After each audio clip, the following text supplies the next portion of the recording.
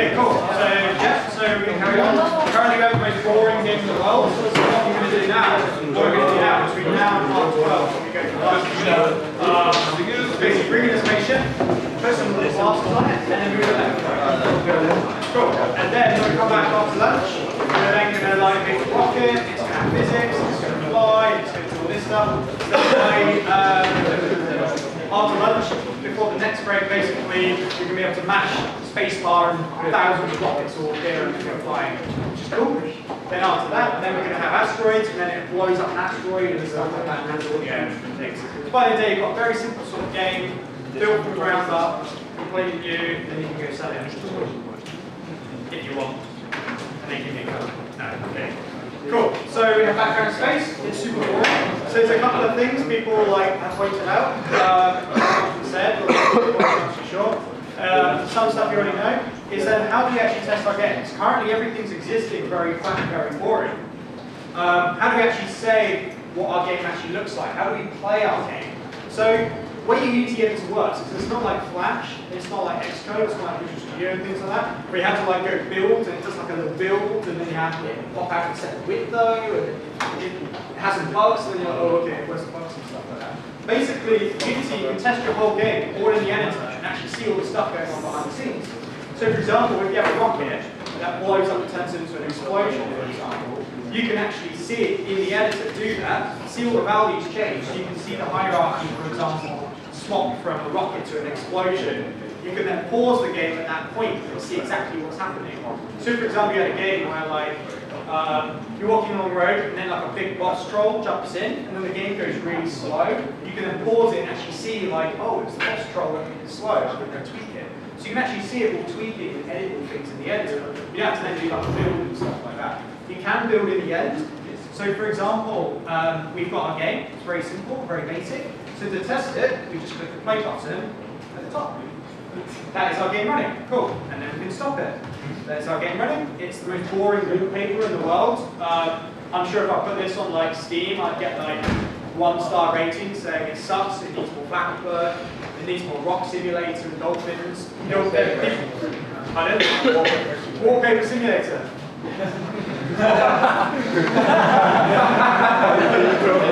Okay, so the hackathon, I'm going to take part in the hackathon and I'm going to make a watching paint dry simulator. So you actually sit there and you see all the wet paint, and the wet paint will slowly fade over the course of 7 hours to dry paint. Just sit there watching paint dry and you can choose what type of paint. Okay, and if you leave the app, then it resets the counter. So you actually have to sit there and watch it for 7 hours. I'll record people's faces in the webcam so you can see their reactions. App highlights about 3 hours in, 4 hours in. Okay, yeah, that's what I'm going to make. That's really cool. Okay, playing that. Time for that's cheating. Cool. It's real-time paint drawing. Cool. So that's our game running. So one thing I don't like, and what people don't like, is for example, if our game is running, that's our game running, so we can test it out in the editor. Is then whilst it's running, you can actually change some values. So for example, whilst our game's running, I can, for example, take my background, rotate it, rescale it, stuff like that, make my background big and zoomed out. However, if I leave play mode, everything reverts back to normal. The reason being is because if you have a game where you have a knight with a sword and you have a goblin, and then you kill the goblin, and then you get low gold, and then you leave play mode, what's going to happen to the project?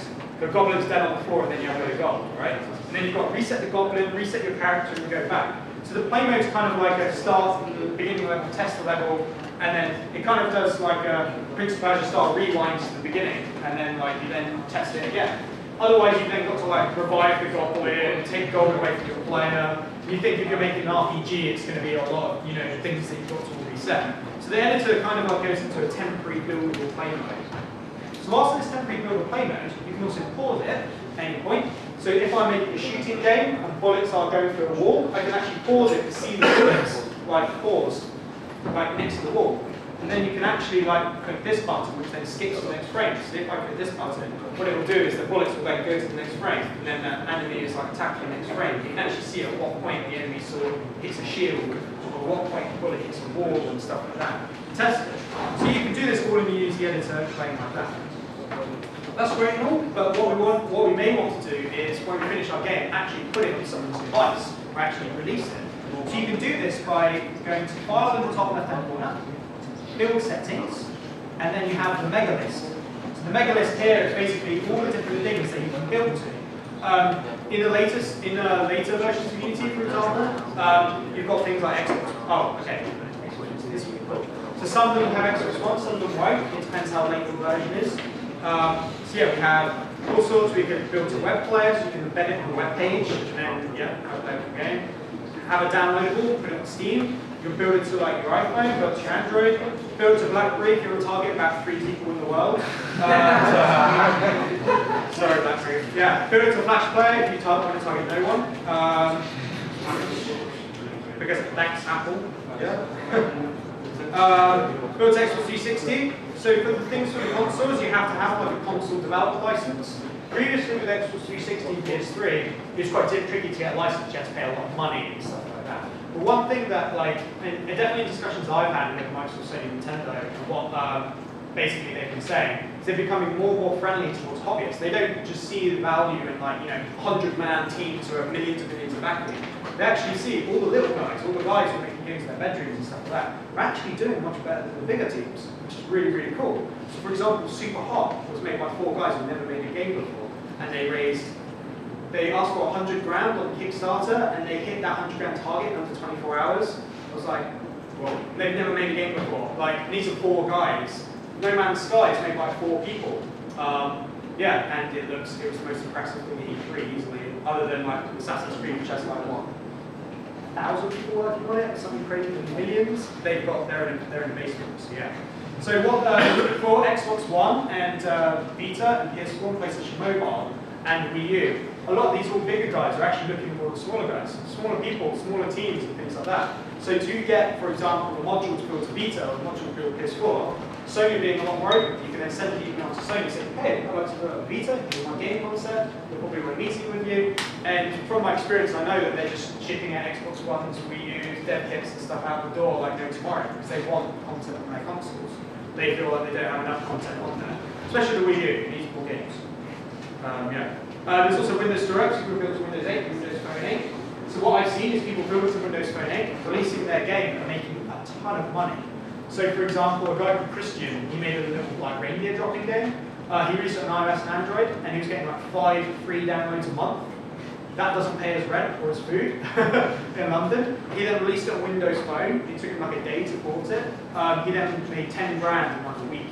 So it took him 4 hours to make 10 grand, which is pretty good going. And then Microsoft gave him a load of promos, so he earned more money. So yeah, it's funny enough, like all these big companies that, just 10 years ago, I wouldn't have thought that, Microsoft will actually want people to build to their consoles, other than like big massive teams with millions in it.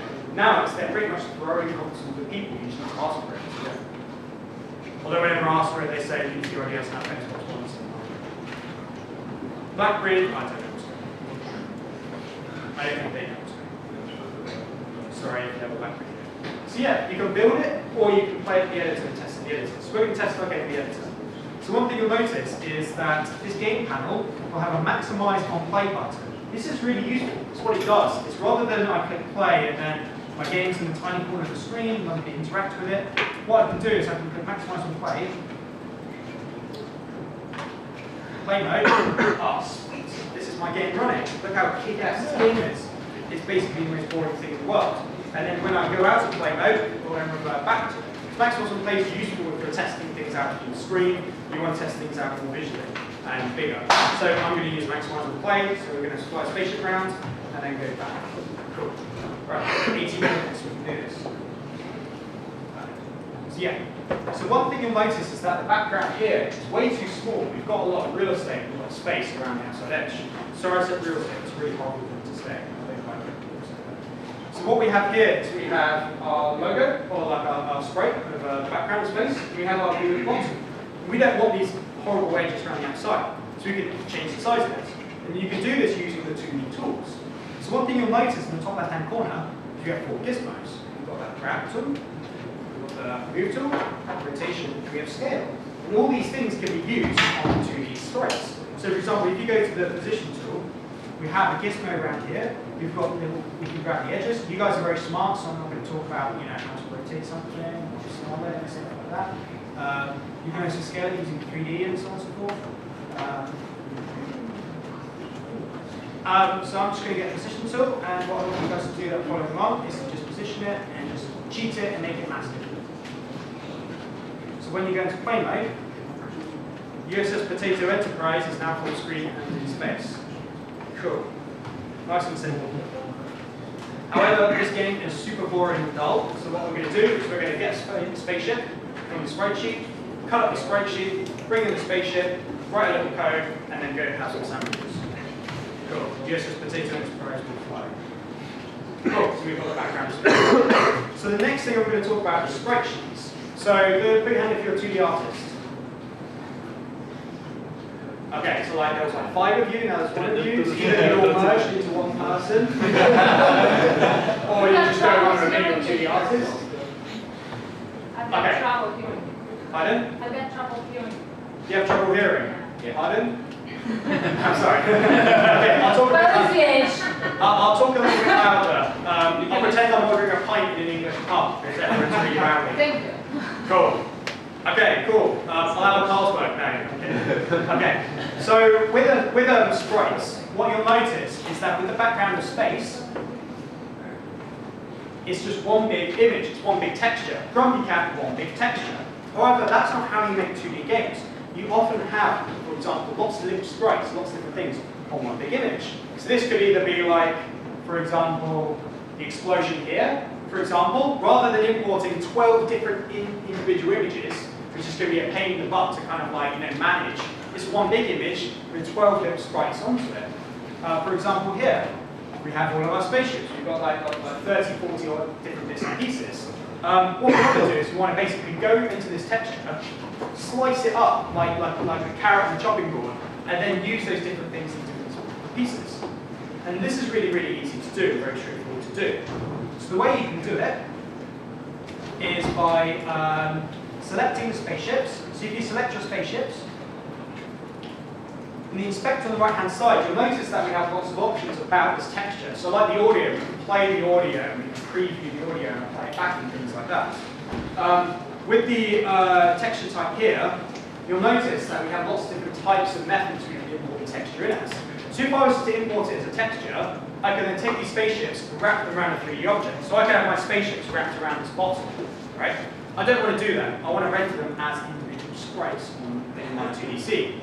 What you can also do is you can import a normal map, so that's like having bumped data, for example. So tomorrow I'm going to show a cat with like bump map to make it look like a balloon, and make it look like a bit of leather, and make it look like silk and stuff like that. I'll talk more about that tomorrow. We also have like cursor, reflection. First time I opened Unity, I was really upset that this didn't do anything cookie related. So yeah, I didn't print out a cookie or light map and so on and so forth. But the one we want to use is sprite. You'll notice it says 2D, and it says, sometimes it will say UV, so sprite. So we're importing that as a sprite. The next thing here is sprite mode. So what you'll notice here is sprite mode will have 2 options. A single sprite, so this is just an image with one sprite on it, or multiple sprites. So we have more than one sprite in this sprite sheet. So what we want to do is, for the background of space, by default, it's a single sprite. Fantastic. For all the other ones, like explosions and rockets and things like that, are multiple sprites. So we need to go select your rocket, or select your spaceships, change it from single to multiple, and then click apply. So what that does is it basically takes the texture, it prepares it like in that mode. So for example, with the audio slider, you can change the compression type of the audio. Click apply, and it just like saves that file. It kind of re-imports the texture or the audio in that particular state. So now what you'll notice is that spaceships will now be multiple, and now we need to edit them. So to edit them, underneath here we have a sprite editor. So select the sprite editor, and it will pop up this big view, which basically is your chopping board. So rather than taking like, say like making a stew, bring in a carrot, you don't just take the whole carrot and just chuck it into the stew. So you don't just get a whole chicken and put it into the stew and stuff like that. That would be horrible. So what we want to do is we want to take our chicken and take our carrots, I guess, bring them to sprite editor, chop them up into pieces, chop them up and say our chicken is going to be in pieces, then add it into our scene. So this is what the sprite editor is. It's easier to call it a chopping board. I did try and call it like sprite editor and slices, but people are like, so yeah, think of this as your chopping board. So you bring in your sprites and then you slice them up. So you have here the sprite editor. So what you'll notice is it's a separate window that pops out of Unity, and we can then slice and define up what is a chop. So rather than like the carrots, we'll chop everything up like that. What we can do is we can actually drag and define out this is a slice, this is a spray, this is a spray. And this is some more voodoo magic. You click and you drag. Oh wow.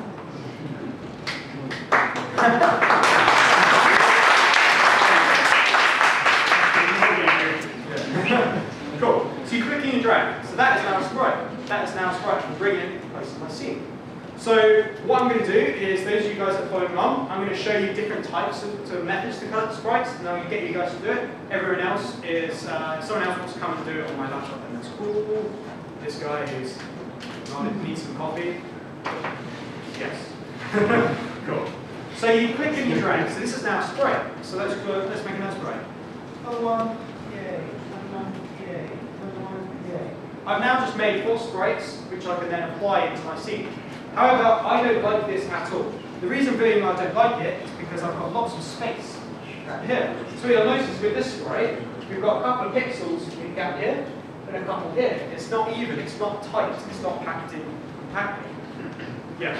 So what we can do is we can actually take the sprite slice, we can actually grab the edges, so for example here, we can actually trim it down. We can basically say, this sprite doesn't have all that gap on the side. We can actually drag it and then basically pack it in tightly. So this could be very fiddly because it goes by 1 pixel at a time. It could be very tricky to change. So here's a little trick. Say like I take this like spaceship, and I've clearly done a horrible job in dragging out that slice. If you select that slice, what you'll notice in the bottom right corner is as you select a slice or a sprite, it will basically tell you lots of information about it, tell you how big it is, how tall it is, where it is on the sprite sheet, and stuff like that. It's basically giving you all the information you need if you're very specific. And there's a magic little trim button. So guess what the trim button does? For free Unity Pro license trials, it does. Go for it. It's just going to put the sprite in. That is exactly right. Thank you. Yeah,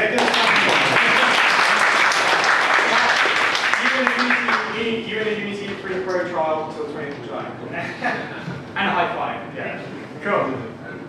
Sweet. So select the sprite, click the little trim button. Oh. Oh.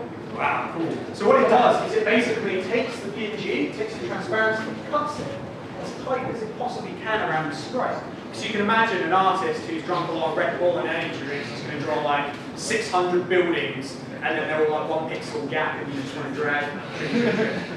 So I could be really mean, a really mean teacher. I'm not going to be, and I could say to you guys following along, cut out every single sprite individually and trim every single one. I'm talking about every single one, like this, right? Don't do that. I'm going to show you some tricks. Tricks. So what could be a pain is if you're, say that you're creating a game of New York, right? So New York has lots of different types of buildings. Like if you walk down New York, every street has completely different types of skyscrapers. They've got all sorts of Rockefeller Center, stuff like that. So your artist may, drink Red Bull, draw about 600 different buildings, and then say, see you later, and then he'll give it to you about 5 o'clock on a Friday, and then basically you spend the weekend cutting out buildings, right? Which is super boring. So you're going to go 1, 2, 3, fall asleep at your desk, they find you, you've only done 4. You then wake up, they give you coffee, and then you go 428, 429, 430. That takes time, obviously. So what our 2D guys did is they showed this off to people. They showed this off to people in the alpha, people like Rovio, people like Rovio, some of the 2D guys who made 2D games. Yeah, Disney and stuff like that. And they were basically like, what do you think? And they say, no. We want a quick slicing method. We want something that can auto-generate the slices. So I've never made it. That sounds so casual. So basically, we have our slices here. I could go through and slice every single object here. Or instead, we go top left-hand corner, we have a little slice button. And here we have 2 types of slicing, automatic and grid. So for a high five, who can tell me what an automatic is, and for another high five, who can tell me what grid is? take a guess. It's cool. Go for it. Mathematically, I guess to just try to guess the individual images according to the background and just cut them. And the grid would be if you have a sprite sheet animation. Okay, you want 2 high fives. That was going to separate people, but yeah. Yeah, exactly. So what Automatic does is it takes your PNG, it cycles through, it does some very complex, very weird algorithm, as programs like to call stuff they can't explain. And what it does is it basically goes around and it finds where on your PNG or on your transparent sheet where there is a slice. So it goes, yep, cut, yep, cut, yep, cut. It does it all tightly and packed, so it looks for a gap. Grid is if you want to do a grid-based animation. So for example, my spaceships aren't on a grid. They aren't on like even 100 pixel by 100 pixel slices. That's what like the explosion would be like, or that's what like a Mega Man running spreadsheet would be like. They're on like even cuts. I'm going to do that a bit later on. But for now, that's not useful. I'm going to go to Slice, Automatic, and then what I can do is I can either delete the existing ones. I can be smart. So what the smart does is it doesn't just give you knowledge. It basically allows you to smart cut around your existing ones, or you can be safe as well. So I'm going to delete existing because I think I've done a terrible job. And then ready? Like Voodoo Magic. 1, 2, 3, 4, 5, 6, 7. Every single one. Okay, ignore the massive ones. Cool. So what it's done is just as quick as now it does take a little while. Sometimes it throws up a loading bar, but I think it's like 600 sprites, for example. The loading bar's like a couple of seconds, so you can make a cup of tea. I don't know. So it's basically gone through and it's worked out those cuts and cycled through them. So you can bring in your spreadsheet. Your artist can think he's very clever, draw 600 buildings. Just hard. Cut those out, sucker, and then you click one button and it's like, whoa, wow, this is magic, how have you done this? So, however, it's not completely perfect, and I'll show you why. So I've got about 5 minutes. It's okay. Your decision. My decision? Yeah. Okay, beach party. Yeah. So, for example, we have our slices, but what we need to do is we need to commit to the slices. We need to say, we're happy with our cuts, we're happy with our carrot that's been dissected into these particular parts. We now need to apply them and say, yes, these are our cuts. So, magic button, apply in the top right hand corner. And what you'll notice is Wi-Fi. What you'll notice underneath background, we have our texture, and we have a little cut like that. So for example, background space is a single sprite, and we have a single sprite underneath here. For 10 Gryffindor points, what's going to happen to the spaceship's life? Pardon? How did you get 10 points to Gryffindor? Cool. Hey. Yeah, so what you'll notice here is we have 35 individual sprites. 36, yeah, sorry. Oh yeah, look at that. Every single bit of all my spaceships, I could build a whole armada of spaceships all flying around blowing stuff up. Which is pretty cool. However, I don't like this for 2 reasons. The first reason being, they're all just called spaceships and then incrementally adding another after. Super boring and lame. Also, if I said to you guys, which one's the massive green spaceship, and you had a list of, for example, 600 spaceships, you're going to have to cycle through them. Okay, it was the 4th one, but you can see if you had a really big spreadsheet, like 1,000 sprites, it would take ages to cycle through. So I don't like that, so I need to rename them. Another thing I don't like is the sprite slicer, the automatic sprite slicer, isn't perfect. It isn't like a silver bullet and it basically makes your game. I do have people come up to you and say, why isn't there like a make MMO button in Unity? Why isn't there, I'm not kidding, why isn't there a make Flappy Bird clone button in Unity? Why isn't there a make 2048 like clone Unity and stuff like that? That's simply because you do have to make do some work. Otherwise, we won't be able to shop. So what I want to do is have a look at the sprite slices. Okay, they're huge because that's like 8 pixels going up. What you notice is that some of the blasters are all tied together like that. 10 more Gryffindor points. Can anyone go for it? Wow. There's no space between them. Yes.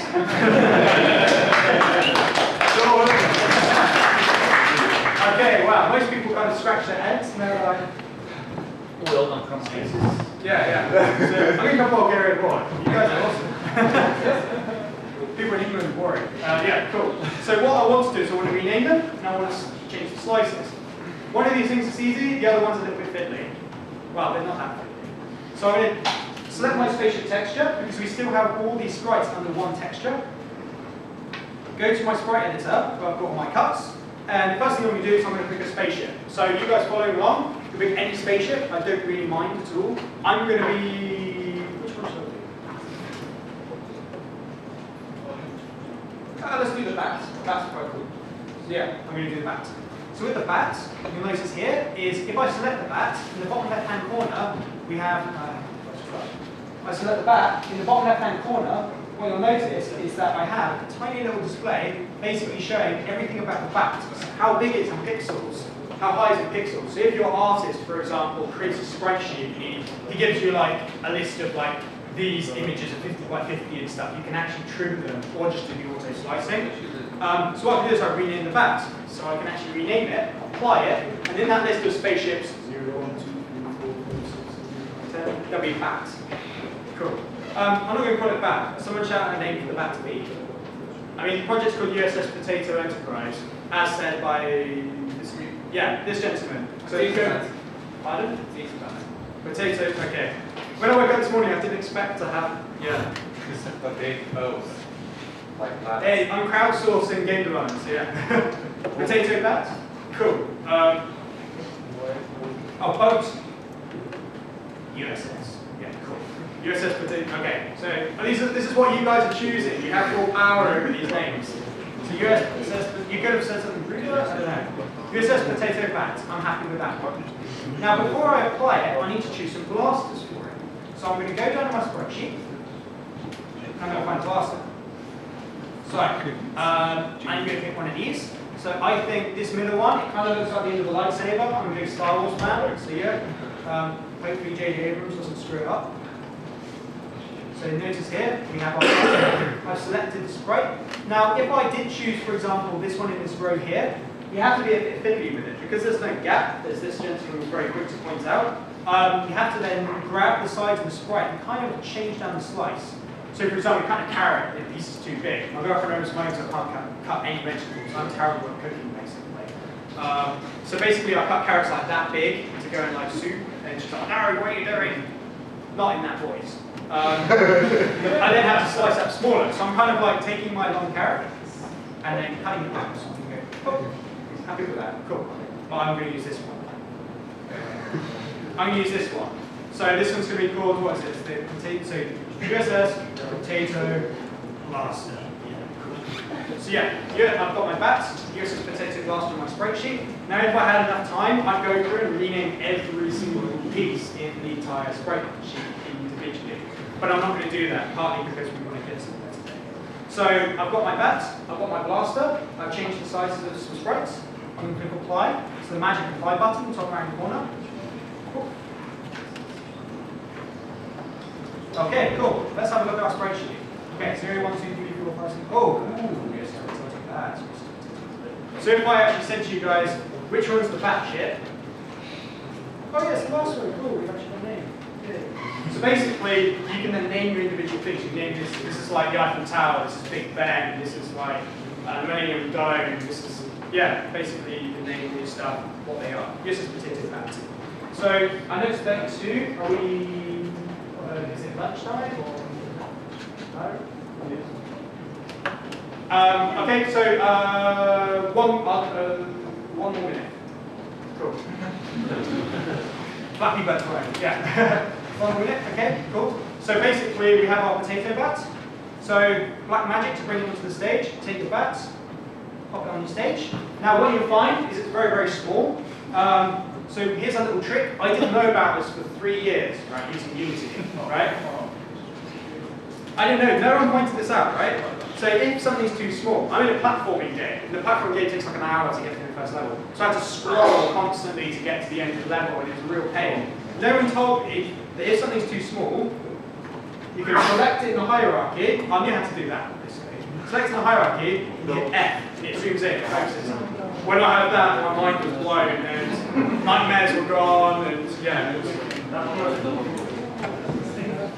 Yes. I just found that out as well. So yeah, we have our spaceship. It's positioned in our game, so it's very small at the moment. We're going to do something after lunch. Next thing we're going to do is we're going to have blasters, and this is really quick. Take your blasters. Drag it like so.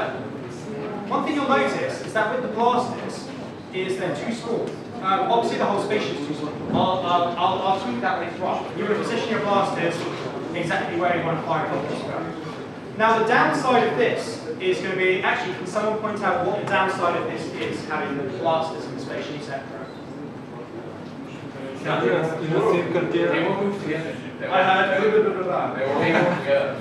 They were, yeah, so I have my spaceship, I've written my whole game, it looks amazing, it's got lens flares, but then when my spaceship moves, it's like if you're playing Half-Life and the crowbar is just at the beginning of the game. Where's my crowbar?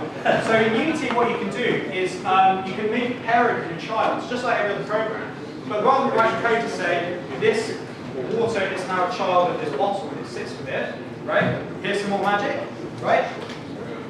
Select your blasters, drag and drop onto your potato bat. What you'll notice is the hierarchy, rather than just being a shopping list, it actually shows you objects that are basically charted as objects.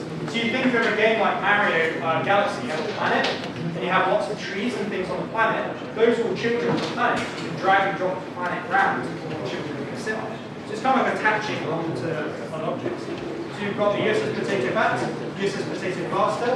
Now when I move the bats, very simple. So we didn't get around to writing code, so we're going to run. You've got a question? You should make it red, faster. I should what? Make it red. Make it red? Yeah. We're going to do that. We're going to make it different colours and stuff. Yeah, we'll do that in a second.